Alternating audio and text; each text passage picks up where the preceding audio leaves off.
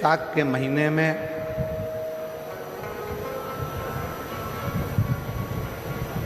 शिव सप्त तीर्थ का बड़ा महत्व है। जिस नारी को 30 साल हो गए हों, बच्चे नहीं हों, 30 साल हो गए हों, संतान नहीं हो, 25 साल हो गए, 20 साल हो गए, संतान का सुख ना हो, और डॉक्टर ने कह दिया कि कोई बहुत बड़ी बीमारी किसी व्यक्ति को है, रोग बड़ा, बीमारी बड़ी है, और उस बीमारी का कोई हल, उस रोग का कोई हल नहीं दिख रहा, कोई हल नजर ना हो, कोई हल दिख ना रहा। तो बैसाख महीने में शिव सप्त तीर्थ का एक अनुष्ठान अपने जीवन में जरूर करें। मट्टी के पात्र में जल भरना और मट्टी के पात्र में जल भरकर प्रतिदिन रोज 7 दिन का ये नियम होता है सप्ततीर्थ का। सप्ततीर्थ बस बैसाख के महीने में जब आप सप्ततीर्थ का अनुष्ठान करें, 1 घड़ा जल का रोज भरें प्रतिदिन, और 1 बेलपत्र, 1 शमी पत्र उस घड़े के नजदीक में कोई पात्र में अवश्य रखें। पात्र को, जो जल का घड़ा है, जल का पात्र है, उसको मट्टी के ही दीप से या कोई श्वेत वस्त्र जिसको मला गया हो, धोया गया हो, साफ हो, उस वस्त्र से ढक दें।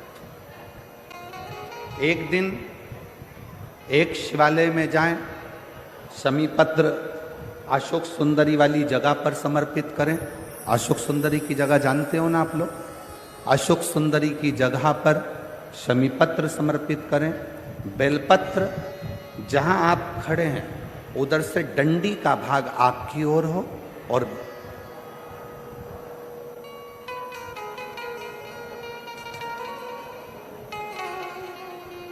जहां आप खड़े हैं वहां डंडी का भाग आपकी ओर हो, और बेलपत्र शिव जी को समर्पित करा जाए।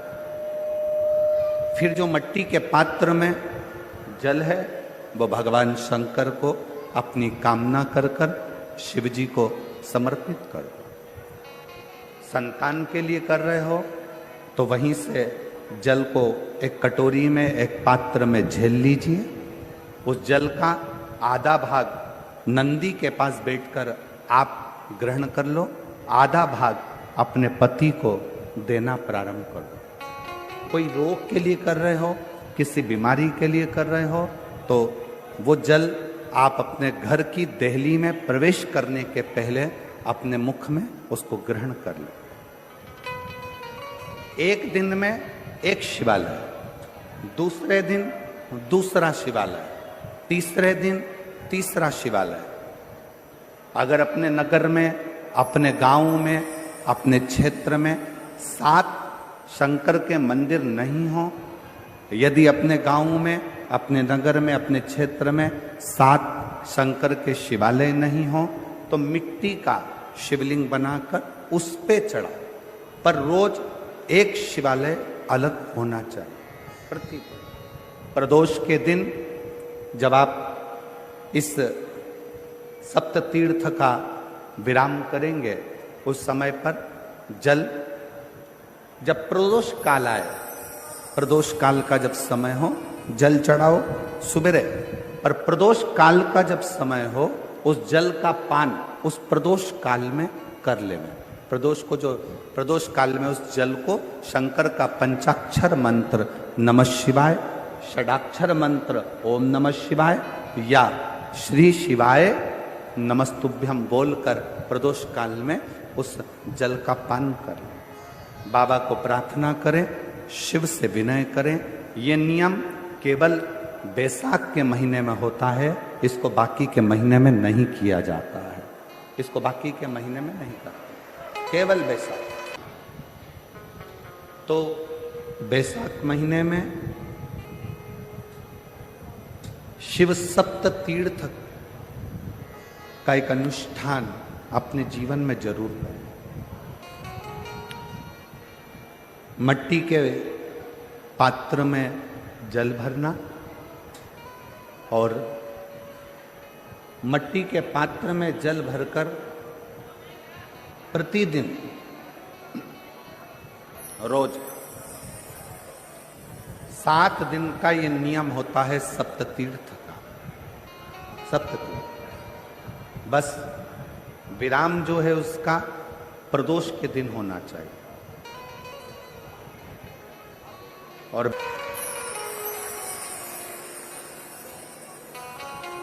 शिव सप्त तीर्थ का जो नियम है वो अपने जीवन में धारण करें। और हम तो कहेंगे शिव महापुराण की कथा श्रवण करने वाले प्रत्येक बेटा बेटी से,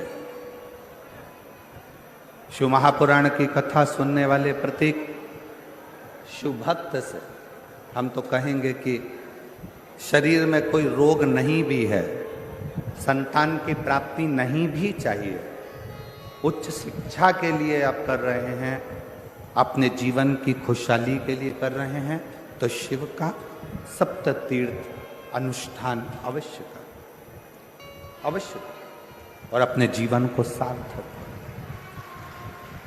धन्यवाद। शिव को प्रकट करने के लिए या भगवान शंकर का वर प्राप्त करने के लिए या भगवान शंकर को प्राप्त करने के लिए, उनका आशीर्वाद लेने के लिए बहुत सारा आडंबर दिखावा शंकर को प्रिय नहीं। बेलपत्र का मात्र एक पत्ता अगर भगवान शंकर का पंचाक्षर मंत्र नमः शिवाय, षडाक्षर मंत्र ओम नमः शिवाय, श्री शिवाय नमस्तुभ्यम कहकर मात्र एक पत्ता आप अगर शंकर के शिवलिंग को चढ़ाते हो तो वो 1.25 करोड़ पत्र के बराबर अपने आप हो जाता है। अपने शिवलिंग के बराबर 1.25 करोड़ शिव बेलपत्र के बराबर एक पत्र। अब कोई तुमसे कह दे हमने संकल्प लिया है 1.25 लाख शंकर भगवान को शिवलिंग पर बेलपत्र चढ़ाऊंगे, ना, इतने बेलपत्र का संकल्प तब लेना जब तुमने इतने बेलपत्र के वृक्ष लगाए।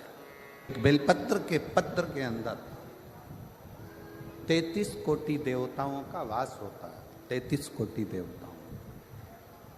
और जब आप और हम भगवान शंकर को एक बेलपत्र समर्पित करते हैं, जब आप और हम भगवान शंकर को एक बेलपत्र समर्पित करते हैं, तो यह मानकर चलना तुम एक देवता पर बेलपत्र नहीं चढ़ा रहे हो, 33 कोटि देवताओं की पूजन एक ही बेलपत्र से तुम पूर्ण कर रहे हो, पूर्ण कर।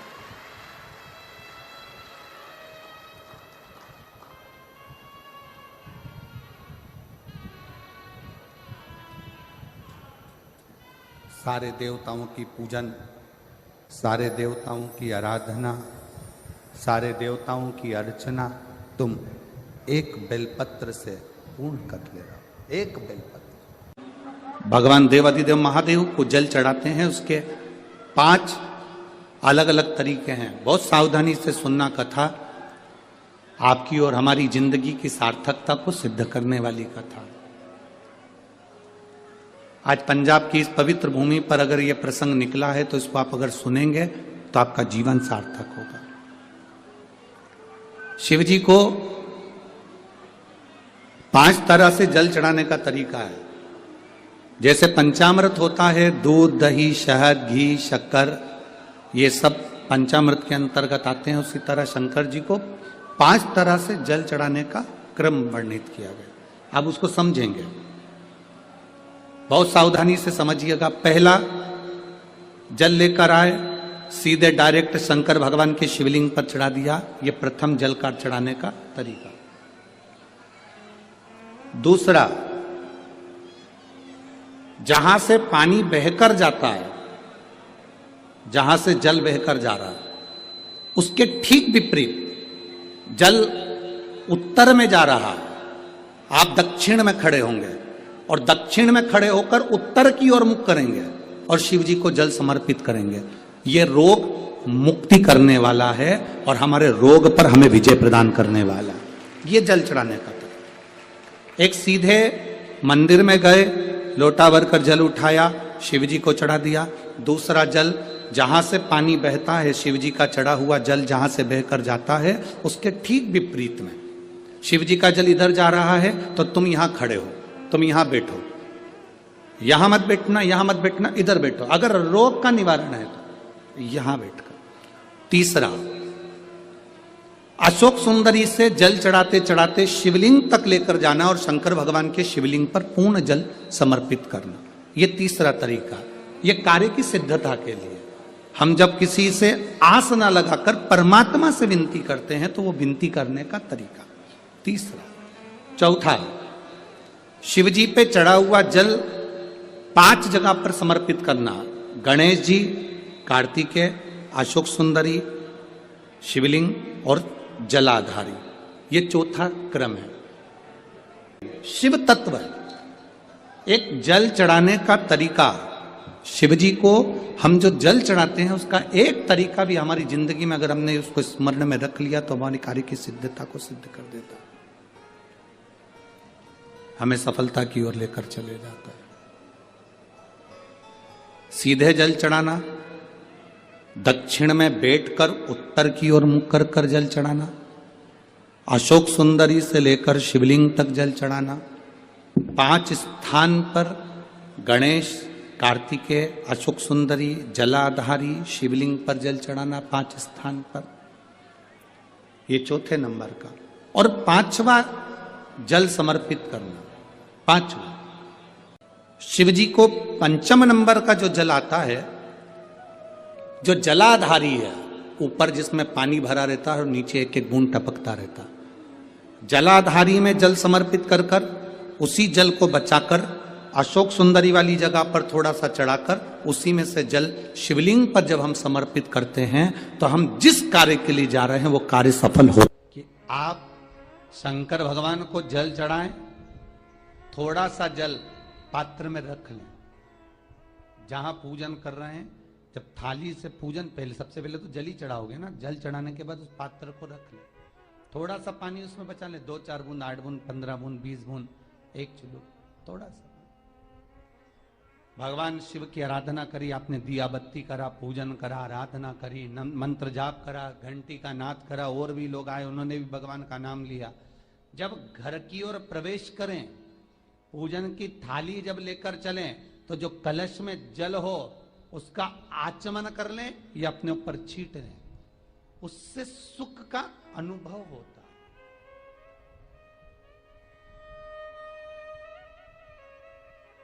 स्कंद पुराण कहती है मनुष्य के जीवन के दुख को समाप्त करने में जल की परिभाषा प्रबल है। फिर निवेदन करूंगा, कहीं जाकर मत रोइए, कहीं जाकर मत कहिए कि आपको तकलीफ क्या है। ना रिश्तेदारों से, ना नातेदारों से, ना कुटुंब से, ना कबीले से, ना अपनों से, किसी से नहीं कहना कि दुख क्या है। बस इतना करना कि किसी मंदिर में अगर पूजन करने जा रहे हो, आप जिस पाठ को कर रहे हो, जो पाठ आप करते हो, हमें ये भी नहीं कहना कि तुम शंकर का पाठ करो, हम तो ये भी नहीं कहेंगे कि शिव कवच करो, हम ये भी नहीं कहेंगे कि तुम हम बताएं वो वाला पाठ करो। तुम तो जो पाठ करते हो तुम जो स्मरण करते हो, जो तुम मंत्र जाप करते हो, जो तुम नाम जाप करते हो, तुम्हारी मर्जी, तुम जो जपते हो, बस उस जप के समय पर कटोरी में, गिलास में, तांबे के पात्र में, पंचपात्र में जल हो और उस जल का आचमन, उस जल का सींचन दुकान पर, घर पर रोज करना प्रारंभ कर दो। आधे से ज्यादा तुम्हारी तकलीफ, आधे से ज्यादा तुम्हारा कर्जा, आधे से ज्यादा तुम्हारा दुख तो भगवान यूं ही समाप्त कर। हम जल कौन सा सींचते हैं भगवान? अपनी दुकान पर पानी कौन सा छोड़ते हैं? अपने घर पर जल कौन सा सींचते हैं? जब मटके में से भर कर लिया है, कुंड में से भर कर लिया है, आपने घर में नल में से भर कर लिया है और वो पानी लाने के बाद में अपन सब दूर छीट दिया। अपन वो वाला पानी कभी नहीं छीटते जो रखा है, जो आराधना के लिए रखा है, साधना, जो भगवत स्मरण के लिए रखा है, हमने वो नहीं छीटा। हम तो भर कर लाए और छीट दिए। अरे भाई, बहुत दुख है, बहुत तकलीफ है, बहुत कष्ट है, कहीं मत भटको। जिससे तुम्हारी अच्छी पटे उसका स्मरण कर कर, उसका भजन कर कर, उसका कीर्तन कर कर, उसका नाम जाप कर कर। हम तो ये भी कहते हैं कि तुम जो भजन कर सकते हो, तुम जो स्मरण कर सकते हो, तुम्हारी चित्तवृत्ति में जो आता हो तुम वो करना। हम भी बताएं तो भी मत करना। तुम्हें अच्छा लगे तो करो, नहीं लगे तो तुम जो कर रहे हो बहुत अच्छा करो। श्री शिवाय नमस्तुभ्यम। हर हर महादेव। पूज्य गुरु जी पंडित प्रदीप मिश्रा जी के द्वारा कथा में बताया गया पावन बैसाख के महीने का विशेष उपाय। बैसाख के महीना अभी चल रहा है। बैसाख के महीने में ये उपाय बहुत ही महत्वपूर्ण उपाय है। 3 मई से 9 मई तक यह उपाय अवश्य करें। अगर आपके भी घर में संतान की प्राप्ति नहीं हो रही है, धन संपदा के लेकर दिक्कत चल रही है, या कोई लंबे समय से बीमार है, तो यह उपाय 3 मई से 9 मई के बीच जरूर करने चाहिए, क्योंकि यह उपाय बैसाख के महीने में ही किया जाता है। तो आशा करती हूँ यह वीडियो पसंद आई होगी। वीडियो पसंद आई होगी तो वीडियो को लाइक करें, और हमारे यूट्यूब चैनल पर नए हैं तो चैनल को सब्सक्राइब कर लें। हमारे इस चैनल पर पूज्य गुरुजी पंडित प्रदीप मिश्रा जी के द्वारा बताया गया उपाय डालते रहते हैं, और कमेंट में ओम नमः शिवाय लिखना ना भूलें।